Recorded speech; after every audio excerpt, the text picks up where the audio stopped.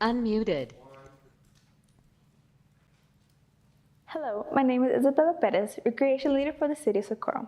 Thank you for joining today's meeting. Before the meeting begins, we would like to remind our guests to remove all hats and silence all electronic devices.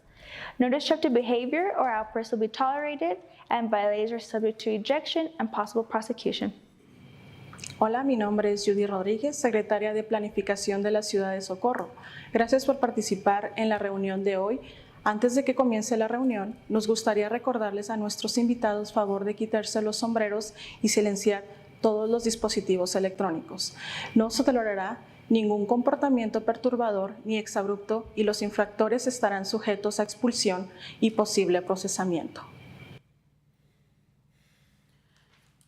It is 8:16 a.m. This meeting is called to order. Item number 2, Pledge of Allegiance and a moment of silence.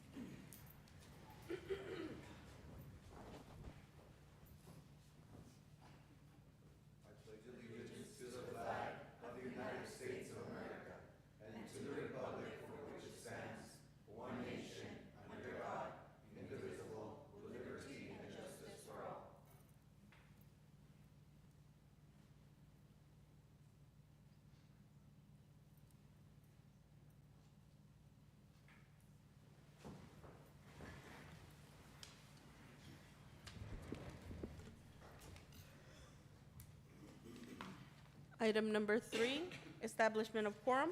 Ruben Reyes. Here. Cesar Nevares. Here. Alejandro Garcia. Here. Mayor Ivy Avalos. Here. Rudy Cruz. Here. And Ivan Colom Villalobos is absent. Item number 4, Public Comment.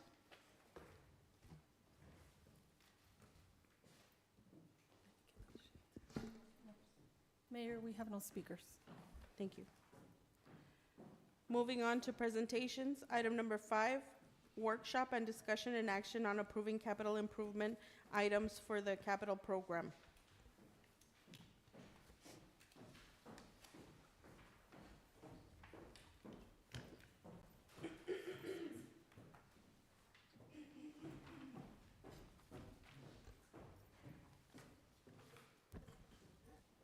Good morning, Mayor and Council.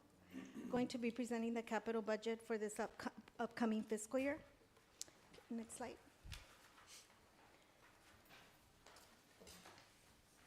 I will start with a short recap. The city has about $89.6 million in estimated projects. There is COs that the city took out in 2019 in the amount of $10 million. There is also ARPA funds that we received, and currently we have about $4.2 million. There is a grant and a loan from the Texas Water Development Board in the amount of $5.9 million. City also received approximately $16.1 million through TASA for Paso del Norte Mission Trail. The city has spent an estimated amount of 9.1 out of the 2019 COs, leaving us with $900,426. Next slide. The next couple of slides will provide an update on the TxDOT reimbursement. First one is the arterial one. We have received 3 reimbursements, and we have 1 that is pending. Next slide.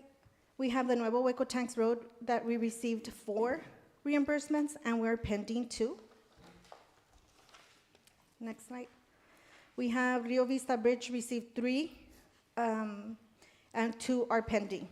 So we have received 3, pending 2, and in the process of submitting 3. Then we have the next slide, Bovey Bridge.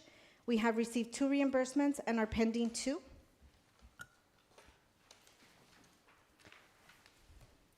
For the Passmore Shared Use Path, we have received 1 and are pending 1.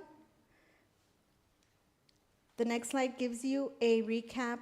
The total amount that we are pending is $1,874,429.92. Total reimbursed as of May 2nd is $461,656.31. Invoices pending reimbursement are $781,579.15. The next slide is going to talk about the updated project list that we had discussed last year. So the flood infrastructure Sparks Arroyo, it's in progress through the Texas Water Development Funding. Then we have sidewalk phase 2, which is in progress. We're about 98% completed. That was funded through the COs of 2019. We have the Cougar Park improvements completed, initial upgrades pending. So the initial upgrades were completed. We're right now pending grant funding to enhance parks. Through the general fund, we do have the Veterans Parks Memorial. We also had the mechanic hut shop that is 100% completed. We had the rehabilitation of the ambulance center, which is also 100% completed. We had the rehabilitation of the substation animal control, which is also 100% completed. The next slide talks about the Rio Vista campus, the museum, and the health clinic. All of those are in progress, and we're seeking funding in order to make that, fulfill that project. We do have money set aside for engineering services, which is in progress. That's combined funding depending on the project that we are trying to get shovel ready in order to apply for funding. We have the Arterial 1 that's in progress.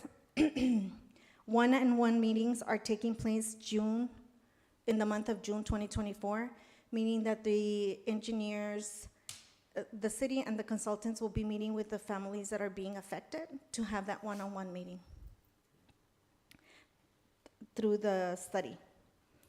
The Nuevo Hueco Tanks Road extension is in progress. We do have a TRC that is dedicated to the Nuevo Hueco Tanks Road, which right now you have about $5 million in there.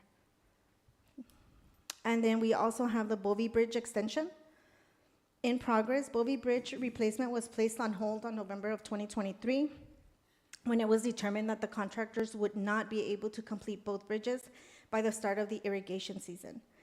Engineering and staff will work to coordinate a thorough review of plans and change orders of Rio Vista Bridge replacement to make the Bovey Bridge replacement run smoother than the Rio Vista one.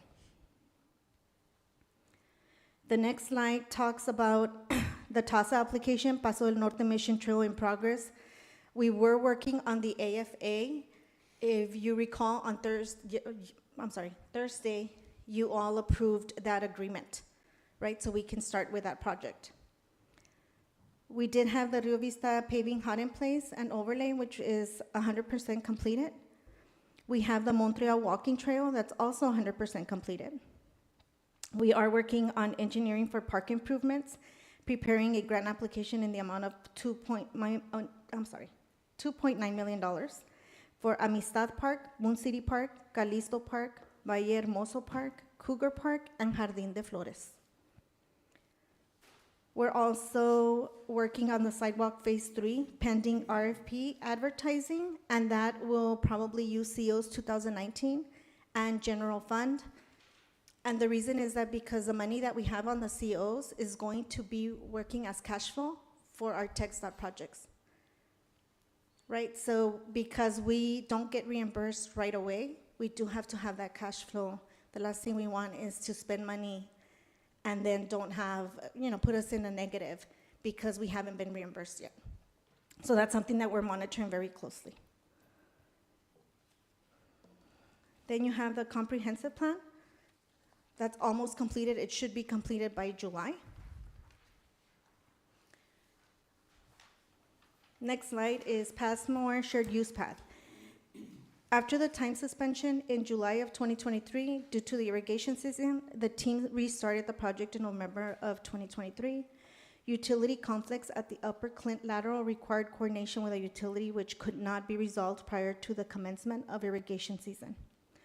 Contractor has performed approximately 98% of construction phase services. Once irrigation season ends in October, the crew may work to move conflicting utility line to complete last segment of shared use path and close out the project.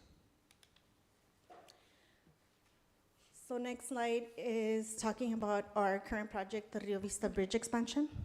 So we've come up with, we're running into some hiccups with that project. and I'll discuss them right now. So the Rio Vista Bridge replacement is substantially complete. Pending items for the bridge are a concrete collar for a manhole, traffic lane striping, and the result of a variance request from Texas Department of Licensing and Regulation. Required slopes could not achieved at the Rio Vista Bridge due to the existing Franklin Canal levee and new bridge structure slope. Coordination with TxDOT continues the installation of the new traffic light signal at the intersection of Rio Vista and Alameda across the bridge. Upon drilling for the new traffic pole, contractors discovered a 12-inch line, which is believed to be a water line, not in the location depicted in construction drawings. Engineers designed a shallow footing, accommodate the pole at the location. Upon review by TxDOT, it was determined that it was outside of TxDOT specifications and would require approval from Austin. TxDOT also asked consultants to exhaust all other options before considering referring this alternative to TxDOT Austin. With no guarantee that TxDOT will approve the plan, city engineers are reviewing other options. Other options is move 12-inch line, which would involve the engineers design a relocation plan and coordination with all entities, which could potentially delay the project for a year. Move location of pole from existing concrete island to adjacent corner. This would require a pole with 60-foot mast arm. There is a lead time of 8 months for this pole. Move location of pole to opposite corner of intersection. This would require a pole with 44 feet mast arm. There is a lead time of 6 months for these poles. Doing nothing would involve leaving the existing pole and intersection as is and adjusting the striping to existing traffic lanes. The engineering team is discussing the best path forward with TxDOT and the possibility of configuring intersections to temporarily open the thorough traffic until a determination is made on the new traffic signal light. Do you all have any questions regarding that project? Mr. Cruz? So is one of the options, and I think that what I'm understanding is in order for them to install the new traffic light, there has to be a footing so many feet down. They can't drill because there's an existing water line main that belongs to Lower Valley Water, maybe. Moving that line would require a lot of engineering work and planning, and it would prolong this project for a year. So then the options are put a pole in, I guess, the existing place with an extension arm. No, so the pole would go where McDonald's is at, Where like the McDonald's is at, sidewalk. remove and the then with a island? huge arm going that way, Okay. right, going into your left. Yeah. So I prefer that and waiting 6 or 8 months or whatever. But at the same time, are you able to go back to TxDOT and say, for the meanwhile, while we're waiting on ordering that pole with the extension arm, can we open up the bridge and lane? Because the traffic is pretty bad Yeah, right now. so that's kind of one of our options, right? Doesn't mean that TxDOT's gonna allow us to do that, right? Because it's not aligning with your bridge.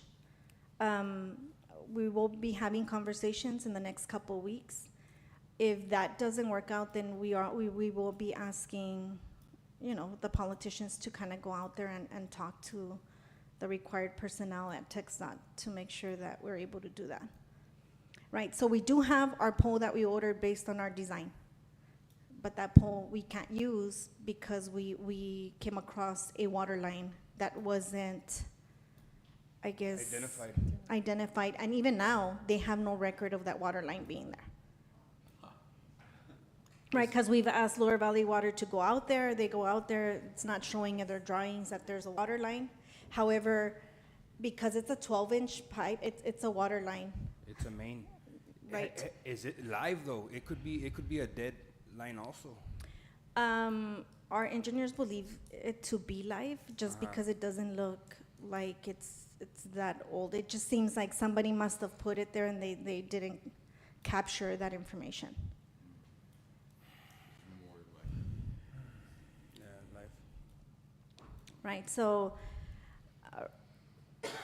there's a couple of things, right? So there's gonna be change orders, obviously, because now we have to look at other options, how the traffic is moving how we're going to, all of this other redesign of the pole. So you'll be seeing a change order, and then we do believe that we're gonna push for us to open until we can wait the 6 or 8 months, depending on the pole. Do you need a separate action item, like at another meeting, in order for you all to move forward with making the request to TxDOT? Or can we discuss it and come to a consensus that this is the best move to make? I think right now it's too preliminary, so we need to really sit down and have those meetings with TxDOT. Right now, what we were doing is internally meeting with our engineering firm and going through these options before we approach TxDOT, right? Just like we thought they were going to approve having what do you call it, a shallow footing. We thought they were going to approve it, but they're saying that's like exhausting every other option, because it's just not meeting their specifications. It doesn't meet their specifications because it is going to be TxDOT's pole, and they're going to be taking maintenance over that pole. They prefer that it meet their specifications. Could we ask if we can take maintenance over those poles, or we can't? That's a question we could ask. I think that it comes down to liability and responsibility of it tipping over, falling, or something like that, because they Well, have a the wind, standard. Yeah. right, so that's kind of what they're concerned about, is the wind not being, however, we do have a structural engineer that is stamping those drawings, meaning it will stand a wind. Not a tornado, but a wind. Any other questions? Yes, Mr. Garcia? Ms. Ricarte, so what got us here to this situation? The water line.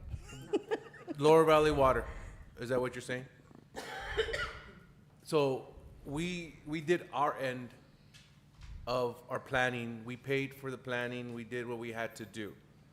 And now we're going back because Lower Valley Water did not know they had these lines down there. Yes, so, and I also want to kind of emphasize is that every project has these type of challenges, Right. right? It's very common. It's not something that it's only happening to us That here in seems like, Socorro.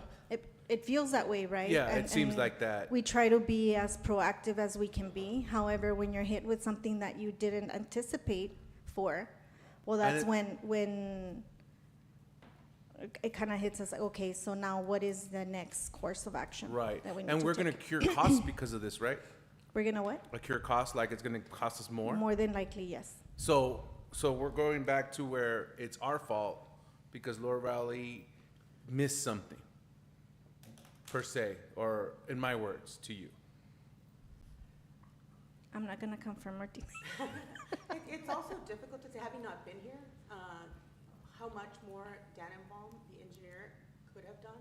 Okay, Have field tested right. locations. So So yeah, as that's the a way good it was point. described, that is likely a main water line. It was just a misstep in that, in field conditions. Right. It had to be moved, but it wasn't captured in as-bills. So Yeah.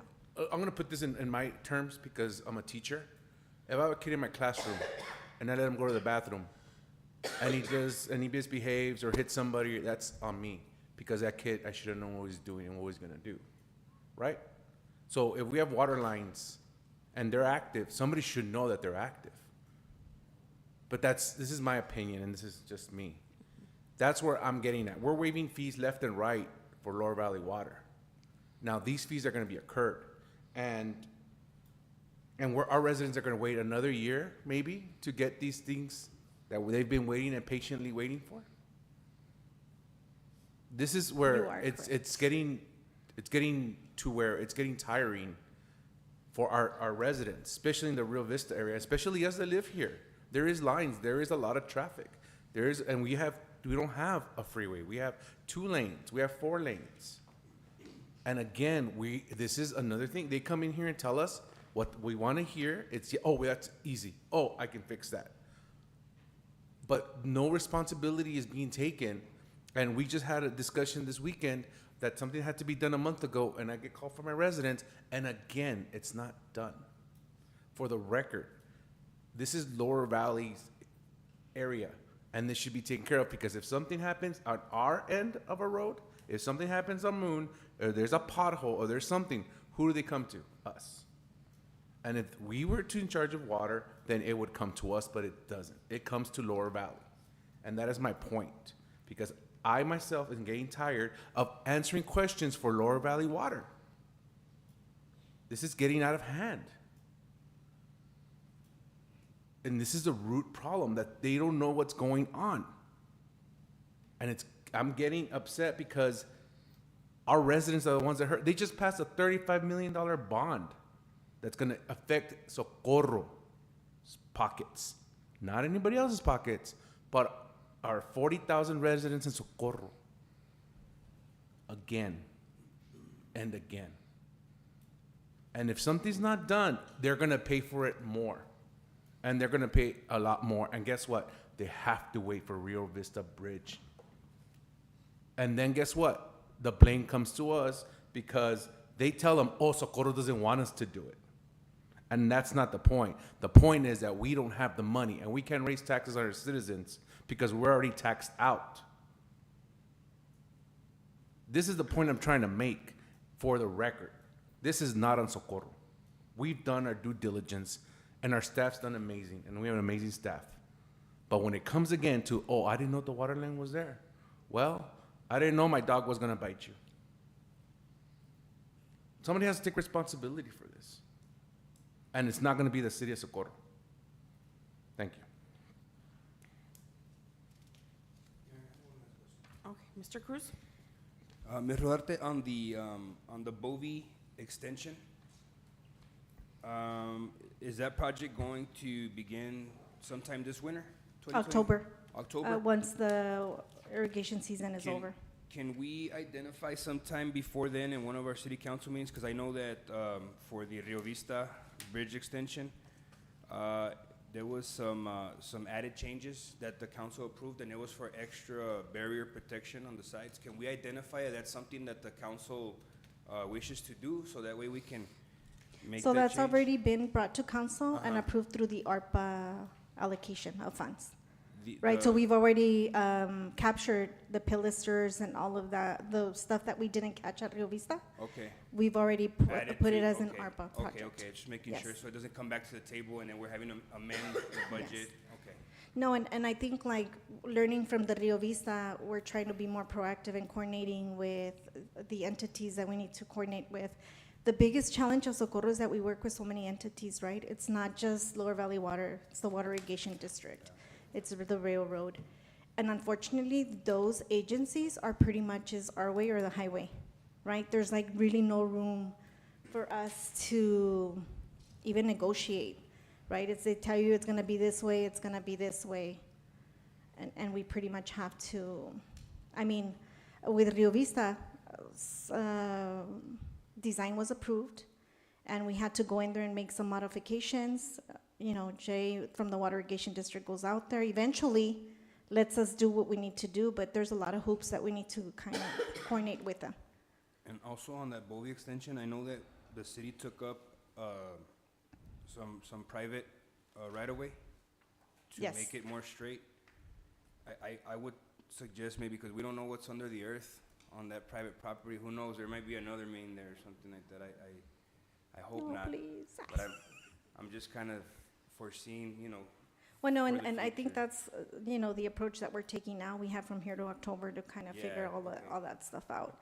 But if you rely on the entities, Lower Valley Water, to go out there and they're telling you there's no water line,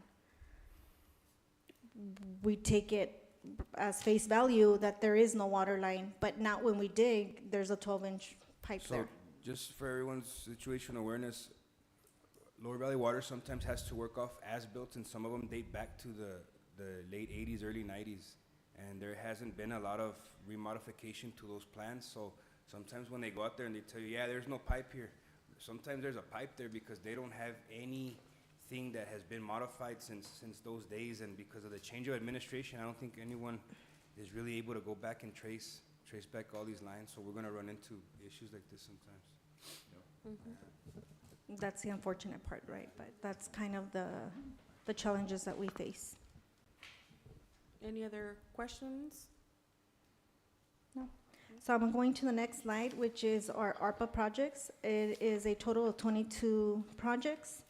We do have new projects that have been added to the ARPA projects from last year, and we also canceled some, right? So ARPA funds have to be captured by December of 2024. We have till 2026 to spend, but after 2024, I can't go back and change a project or add. If you don't spend it, you can't complete that project. That money goes back to the federal government. Because we do have an election year today, everything has to be captured before September 18th, because we go into a lame duck period, right? Meaning that we can't approve anything over $3,000 from September to when the new elected officials or the same elected officials come into office. So we're gonna be very busy this next couple of months to make sure that those projects are, we have our RFPs, RFQs completed in order for us to move forward with those projects. Do y'all have any questions on that? No? No. All right. And then the next slide, we'll talk about our funding sources. So we do have our COs that we almost exhausted already. We only have available about $900,000. And I do want to, again, use those funds to serve as cash flow for these TxDOT projects, right? It's a good problem to have, is that you have projects that are moving forward. However, we do need to identify the cash flow where it's coming from, because our budget is very limited, right? And we have a very small budget that we don't have, we're not El Paso that has a bigger budget and is able to juggle these type of projects. Then we have ARPA funds. We received about $8.5 million. Right now we have about 6.9 that we need to make sure that we spend before the end of 2026. We have the TRZ for the Nuevo Huecotex Road. Right now we have accumulated there about $5 million. Then we have the Texas Water Development Board. It was a total of $10 million. Right now we have 9.7. We have the Malin Foundation for the CSCI, which is about $750,000. Available right now is $692,000. We also have the federal state awards, which is a total of 17 active grants that we have right now going, and that's about, is it 21,000 or 21 million? 21 million dollars in active grants that we have right now. And then we have our general fund, which we do have about $2.9 million in our reserve that we're able to spend. There's about 5.3 million. However, we have to capture that we're able to operate with 2 months, right? So we have to capture and, how do you say, reserve those funds so we don't spend, so we can't count on them. What we can count on is that we do have about $2.9 million right now available in the reserves. Mayor. You have a question? Mr. Cruz?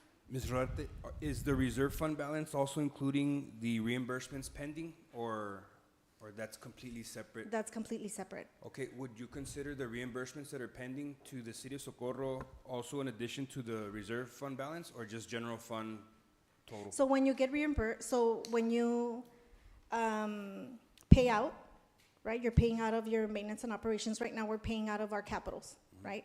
Once we get reimbursed, we post them back into our capital, right? We're not using our reserve fund for that. Okay, and currently right now, the way we sit, are you saying that the city is able to operate and function properly without, just not operating off of bare bones while waiting for the reimbursements? Like, we're in a healthy state right now? Yes, we are, Okay. and that's the reason why I'm saying let's leave those $900,000 there. Let's not touch them and do projects with that funding, so we can have cash flow while we get reimbursed. Thank you. And this is generating interest?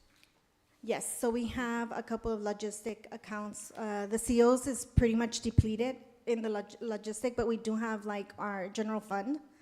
Right now, we have about $7.2 million in our logistic fund for the maintenance and operations, our general fund. Then you have an ARPA that's also accumulating interest. And then you had the COs, which we have depleted at this point. Any other questions? I have one last question. Mr. Cruz? The ARPA funding that's been accumulating interest, are any of those numbers reflected in the presentation, or do you know what that looks like? No, sir, I don't have that number with me, but what I do know is that we're not adding them to the ARPA because you're able to spend that interest in other projects. Okay, and under the guidelines, municipalities are able to do that and stuff? Yes. Okay. Ms. Alejandra did the research and confirmed.